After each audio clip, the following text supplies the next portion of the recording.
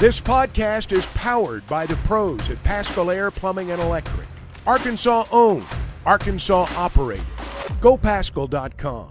So Richard now joins us, Sports Talk Mississippi. You can occasionally watch him and listen to him on the SEC Network and ESPN.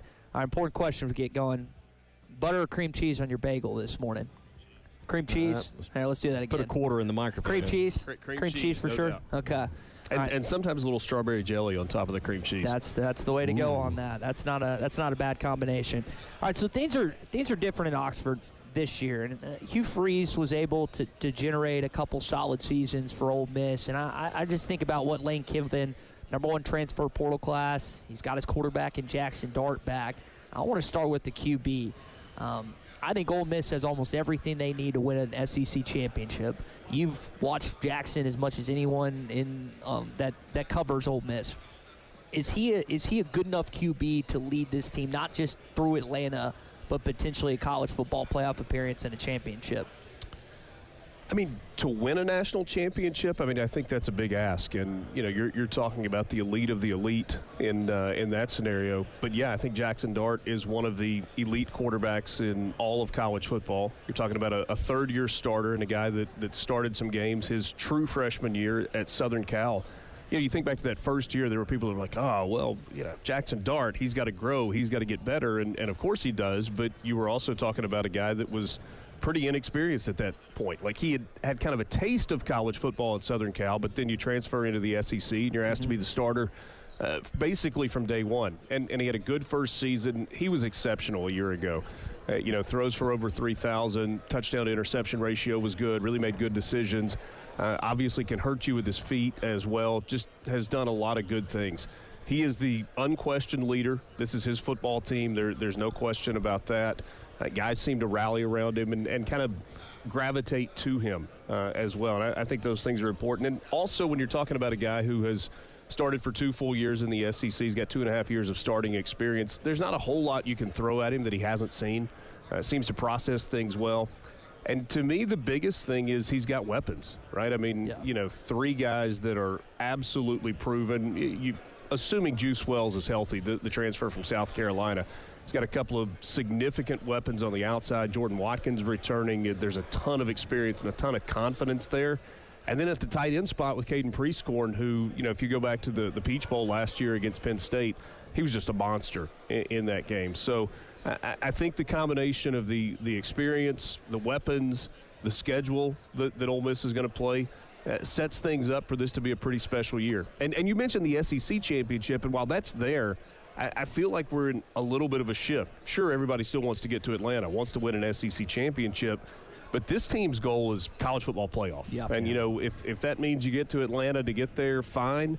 But if you don't, that's one less game you play in that road to trying to hold up a trophy at the end of the year. Richard, what do you think Lane's tone and his demeanor will be like today? This man that just lost his father 72 hours ago or whatever, to come and address the college football world in the wake of your father's passing is quite a chore. Yeah, I don't think there's any question. And they had a neat relationship, right? We talked about this on our show last week. You think about kind of the natural progression of life. You're with parents as a kid, and that's when you spend the most time with your parents, and then you grow up and you go do whatever it is that you're going to do in life, and you see them on holidays, right? It's Christmas and Thanksgiving and maybe at some point in the summer. Lane's almost the inverse. His dad was a football coach, and certainly he was around Monty growing up and, at all of his different stops and kind of grew up around the game. Including Arkansas. That's right. No question. But then you get to adulthood, and Lane has his dad as his defensive coordinator at Tennessee and at Southern Cal. And from the time he's been at FAU through Monty's passing last week, he's been in the building almost every day as an analyst. And so it's kind of an inverse relationship. Generally speaking, I think Lane has a pretty good ability to compartmentalize things. They'll have the memorial service, I think it's next Monday, down in the Tampa area for his dad. So I think he'll be ready to talk football today, and you'll probably get some of those moments from Lane Kiffin that you expect that everybody kind of laughs about and giggles about. But I think he's confident in his football team. I would imagine he'll have a few good stories today about his dad. Let's talk about the defense at Ole Miss. Okay. A lot of newcomers out of the portal. Looking at some of the projected two deeps, looks like half or more of maybe the Ole Miss defense will be new names this year for the Rebels. And probably shouldn't be surprising with the way that they have approached recruiting. Ole Miss has maybe put a little bit more emphasis in high school in this past recruiting cycle and the one that's upcoming as well. But they continue to believe that the transfer portal is the way that gives Ole Miss the opportunity to compete at an elite level, as opposed to just kind of building a roster that's full of high school guys that were stars. And I think there's something to that. I mean, obviously you have chemistry questions. I think that's less of an issue because of what we talked about with Jackson Dart a second ago. This is his football team. You've got guys that are returning that have had success that are going to say to any new guys coming in, no, this is the way we do things here. This works. There's a proof of concept there, and we're going to go with it that way. And so I think that the guys that coming in, and obviously important pieces on the defensive side, Walter Nolan on that defensive line, Princely Umanuelen coming in from Florida as an edge rusher, Trey Amos coming in from Alabama. You do have guys coming in from programs where probably they did things a little bit differently, and so there's kind of an adjustment period. But the other part of that is they were all here in the spring. They were all in Oxford in the spring, and so there's some time, some runway leading up to the start of this season. Richard Cross is our guest, Sports Talk Mississippi, SEC Network, ESPN. Richard, for Lane Kiffin, I wonder, this past calendar year, the Alabama job comes open. It goes to Kalen DeBoer. I know there's questions, whether fair or unfair, that when big-time college football jobs come open, his name's going to be associated with those. Yeah. Do you believe in your mind that he is an Ole Miss lifer? Oh, I don't know about lifer. Lifer's a long time in college football now. That's true. But I do think that there are a majority of people that would have not expected him to be going into year 5 when he got the job at Ole Miss. Mm-hmm. It's like, okay, this is a 2 or 3 year deal, and then he moves on to the next thing. There are a couple of things. One, he has proven to others and maybe even proven to himself that, hey, you can win in Oxford, and you can win in a big way in Oxford. Ole Miss had its first 11-win season ever a year ago with Lane Kiffin. He's got a roster that he believes in. To me, at this point, also, there are not many jobs that you would look at and go, okay, well, this is an upgrade financially. Ole Miss has committed in a big way to him. They're paying him over $9 million with bonuses. He can go over $10 million. There aren't that many college football jobs that can do that. And then you look at fit in other places. The fit seems to be really good in Oxford. I think Lane has grown as a person, and kind of also in that time has grown to be happy in Oxford, kind of with we're not going to pretend like Boca and Oxford are the exact same place, right? They're different places, but there's a lot of good in that Oxford community, and so, if I'm looking at it, I'm probably going, okay, is there going to be another shot at the NFL for him somewhere along the way because of what he is as an offensive mind, more so than, okay, where's the college job that he's going to jump to? Yeah, and I wonder, from the investment you talk about, it's not just with him, but it's also the infrastructure that seems to be in place with NIL. Yeah. Keith Carter's an Arkansas native, Perryville, Arkansas, and people are seeing what he's doing and having tremendous success from the outside looking in. Maybe if you could treetop what has made Ole Miss so successful outside of 2 10-win seasons in 3 years. Yeah, so they've been really organized, and everybody has been moving in the same direction from day one. And, Arkansas is an interesting, kind of an interesting comparison. I've talked to people, and they're like, just kind of calling it how it is. They're like, well, if Ole Miss can do this, surely Arkansas can do it too. And I'm like, sure they can. So you got to have a fan base that's completely bought in. You've got to have an NIL organization that is well organized, well run, well put together, has got a plan, moves in the right direction. You've got to have kind of a symbiotic relationship with the athletics department. As this whole NIL athletic department world evolves, do you have an AD that's completely bought into it? Are you, in terms of the way you raise money through your foundation versus the way you raise money through your collective, are those two entities working well together? Ole Miss has had all of those things. And the success that you talked about has lent itself to fans wanting to do all they're able to do to make sure that success continues. So it's Walker Jones with the Grove Collective has done a phenomenal job. Lane Kiffin has been bought in from day one. And that, to me, is the most interesting part of it.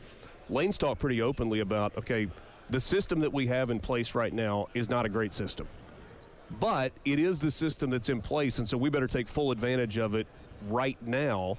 And I think it has given Ole Miss the ability to compete at a level that they probably couldn't have consistently in years past. Yeah.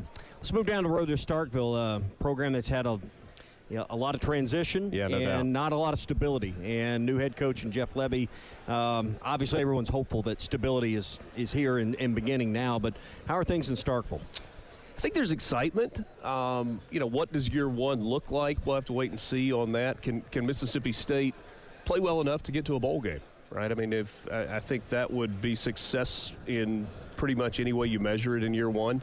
I did Mississippi State spring game on TV this year, and I think a lot of Jeff Levy. I think he's a really, really good offensive mind. The way he built his coaching staff is a little unique. Coleman Hutzler is going to be the defensive coordinator for them. He was actually on Lane Kiffin's staff in Oxford for a year, worked with Nick Saban, has never coordinated a defense before, but a really bright young mind in college football. To me, the questions for Mississippi State are almost exclusively on the defensive side of the ball. They lost, just with their two linebackers, 260-something tackles from a year ago. That's a lot of production to replace on the defensive side. They got some nice pieces in the transfer portal on the offensive side. Blake Shapen, I was impressed with him in terms of throwing the football. They got a couple of wide receivers that can go get it, and added a couple of really good high school wide receivers. What does that transition look like from high school to college in year one? We'll see. I think they got a chance to be exciting on the offensive side. Can they stop anybody is my question. Yep. What's the take or the perspective in the state of Mississippi as a whole about expansion? I know it's not a surprise. We've all known for a couple of years that Texas and OU were coming, but when people discuss it in the state of Mississippi, what's the conversation like? I think it's mostly excitement. I think in a lot of places people have grown weary of the games that are not as much fun in the non-conference, and so you add a fun road trip, a cool team coming to your place that hasn't, so there's some new there. But I think people recognize that the road has become a little bit more difficult. But that road becoming more difficult while also opening up an additional 8 spots to the college football playoff kind of counteracts a little bit. The way it's looked at in Oxford and Starkville may be a little bit different simply because of the teams that are expected to be on the field this year. Yeah. Do you think the game in Atlanta, because of the playoff, because of no divisions, has it been marginalized a little bit? Maybe a little. I don't think it's unimportant. Obviously, winning an SEC championship when you're talking about the most difficult league in college football is still a huge accomplishment. And most likely, the winner of the SEC championship game is going to get a first-round bye in the well, I guess we know that because it's going to be one of the top 4 spots. So if you win that game, you are one step closer to winning a national championship. To me, though, the one flaw that we've got with this new format is the fact that you don't have second-round games on campus. I feel like those top 4 seeds, more than anybody, have earned the opportunity. And, I agree. And those on-campus college football playoff games, in my view, are going to be the most spectacular thing that we've seen in college football in a really, really long time. Those environments are going to be incredible. So they've already contemplated the idea of shifting from 12 to 14 teams. Is that something you could see them doing? Where, because I like you, it's almost unfair even earning a bye but not getting to play at your home stadium. Yeah. Could you see them down the road shifting that based on where we could be headed with expansion, even though we just expanded basically? I'm really looking forward to visiting with Rich Clark this week, the new executive director of the college football playoff. Bill Hancock is one of the finest men to ever walk the earth. But he was and is the ultimate company guy. So whatever system in place that we have right now is the right system. And then when you change, this is the right system. Bill was absolutely, again, just a fantastic person. I think they want to see a couple of years like this to see what it looks like. And, see what happens. And then, maybe you add a couple more. I don't love the buys.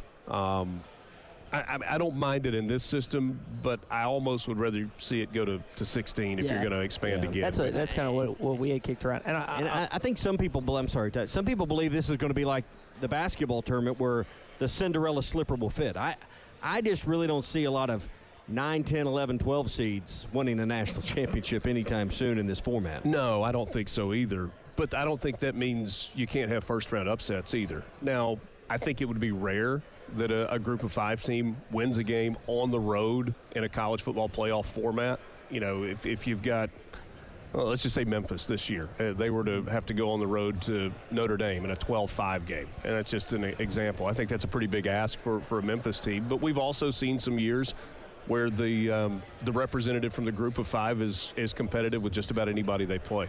All right, Richard, before we let you go, Greg Sankey, about 40 minutes from now, is there anything you want to hear him discuss, maybe talk about that he hasn't in the spring meetings and anything else this summer?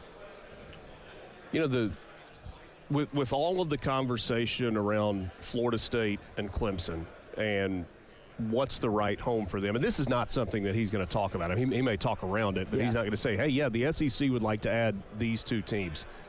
Florida State, Clemson, that doesn't feel like the SEC is the future for them. You know, you would get so much pushback from Florida with another team coming into the Sunshine State, from South Carolina if you got another team coming into the state of South Carolina. And I don't know that adds anything really to the SEC. You know, if you're talking about adding a North Carolina, makes sense, right? I mean, that's a big brand. So I don't know. Certainly his view of the college athletics landscape is unique, probably from anybody else's view, because of the way that he's been involved with this from the beginning. I don't know that we learned anything earth-shattering today, though, when he takes the podium.